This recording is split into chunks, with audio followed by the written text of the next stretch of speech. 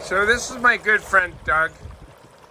Doug does deep fried turkeys, and one thing I never had in my life was deep fried turkey. And we come here every summer, and he talks about his deep fried turkeys on Thanksgiving, and I say I never had deep fried turkey. So this summer we're doing deep fried turkey in July at Doug's place.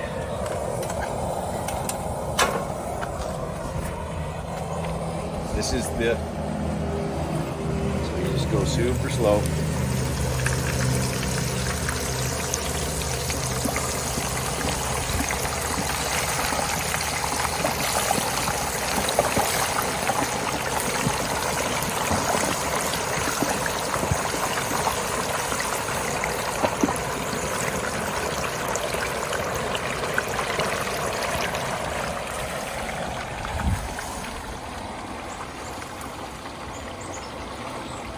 When did you start doing this? How long ago? Well, I learned from my mom. She Okay. was the cook of the family, and she wanted to deep fry turkeys, so we bought the equipment. And she did it for many years, and then she moved back west, so I took over, and so I've been doing it for 10, 12 years. It's been my job. I do 2 a year, one at Thanksgiving and one at Christmas. Wow. And so have you varied your technique over the years, or have you stuck with the same basic method? So yes, you learn how to fine tune it a little bit. When I first started, I tend to would overdo it. I waited too long, so you got to check a little bit quicker because it's quick. It's an hour for an 18-pound turkey, so it doesn't take long. But and also I've learned to turn down the oil once the oil comes back to temp. That's an important thing, to turn the oil down or the bottom burns. So there's fine tuning. As you do anything again and again, you learn how to make it just a little bit better. Now, what about before the turkey gets to this spot, the beautiful rolling boil of oil? What do you do to prep it? Like, first of all, let's talk about turkey size and selection. Yeah. There must be something to that. So talk about that for a sec. So the pots or the deep fryer, that turkey fryer that you buy, will come in different sizes, or can handle different sizes. Mine, I can do a 10 to an 18 pound, and there's lines on the pot to fill the oil to. The biggest mistake people make is they overfill it. So when you go to put the turkey in, it overflows and it's fire, and it's a problem. So if your pot isn't lined about sizes, my suggestion is put the turkey in, fill it with water till it's submerged, and then pull the turkey out, and that's your oil line, because that's the biggest risk, or the biggest problem people have had. They overfill with oil. So mine does an 18-pound turkey. That's the max I do. So I have an 18-pound turkey. I brine it. So tell us a little more about the brine. What roughly, to make the brine, how much fluid and let's say salt and the major components would there be, just so we get a rough idea of what you do? So the best way to do it is a brine bag, because it's a big container. To fill up a big container that fits a turkey, there's a lot of extra space. So Right. A brine bag is probably the best way to do it. So for an 18-pound turkey, I use about 8 liters of water. And then in that is a cup of salt and a couple of cups of apple juice or cider, and the spices and oranges and lime. So you bring that all to a boil to soften everything, get the flavor in it, and then you let it cool down. You don't put the warm liquid in the turkey. And then once it's cooled down, you brine it overnight. And then, so is that a 24-hour or a 12-hour? Yeah. Or 24 hours at the most. Like, The if you most. leave it too long, it'll get too salty. And are you brining in the fridge? Yes. Yeah, you got to keep it, You got to keep it cool. safe temp. Yeah. Important health and safety Health tip and for safety tip, exactly. people at home. And then if you pull it out, a lot of people will salt things before they put it in deep fryers and that kind of stuff. Don't salt it. The salt's already there. So I just put some thyme, rosemary, and pepper on my skin. And some people will put some butter. They say that makes it a little bit crispier, but in my experience, the skin's always crispy when you deep fry it, so you don't have to worry about that.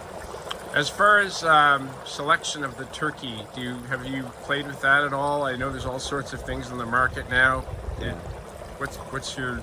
I go to a butcher, I get fresh turkey. Okay. I've not tried a frozen butterball thawed and brine. I've not tried that, so I've always just got a fresh turkey. So Okay, so here we are in north of Toronto in July. How easy was it to get a fresh turkey?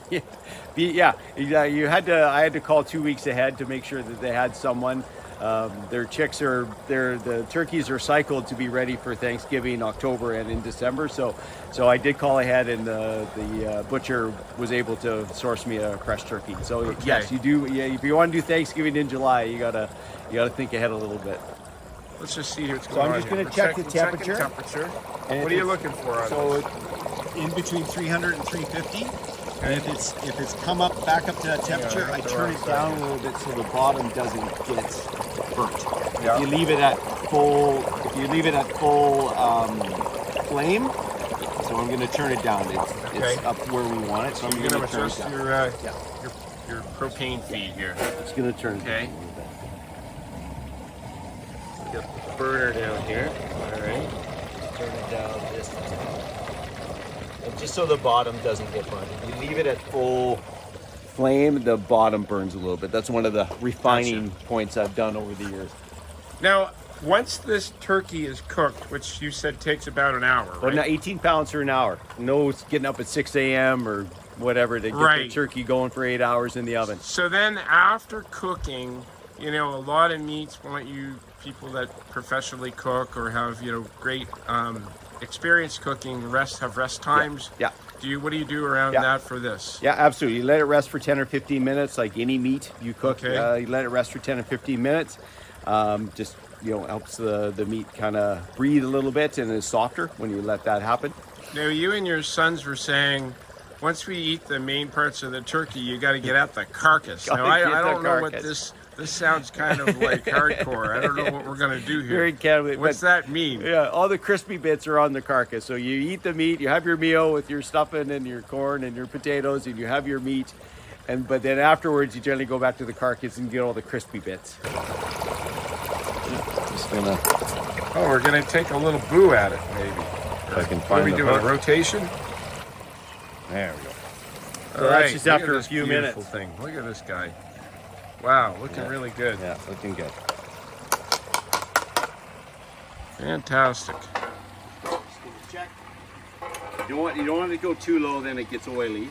So I just I turn it down. I just check that I'm at temp, and then it's good for an hour. I'll Okay. come back in about 40 minutes. Check the internal temperature, make sure we're where we're at, and then Now, what are you shooting for an internal? so 165. at the thigh. 165 Fahrenheit. And then it's going to sit for a little bit, so it'll cook a little bit more. But Right. 165 is the minimum. Yeah. Okay.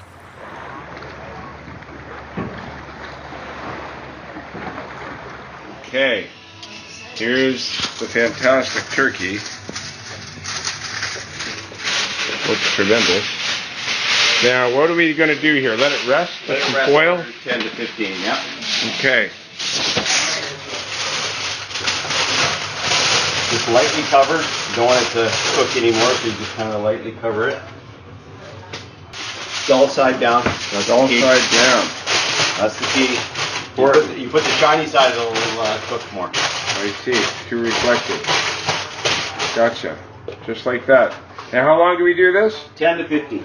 Okay. Depends on how all Fantastic. the other stuff's going. Just a little bit of the dark meat from the thigh.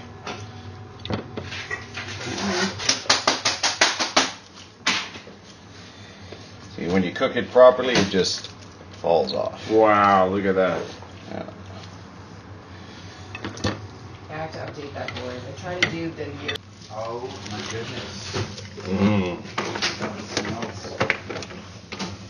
We're gonna just have a little sidebar. Little sidebar. Whoa. Hi, D. Oh my God. Beautiful. Carcass chunks. Carcass. Mmm. Yum. Carcass. Let's get some white meat going, and then we'll. The greatest. Thanksgiving. Yeah. Look at that. That's beautiful. Yeah, just. There we go. That's what we need. Okay. I love it nice and quiet. Little hand grabbing in there. Yep. Here and out. Well, there we have it. My very first deep fried turkey, and it was fantastic.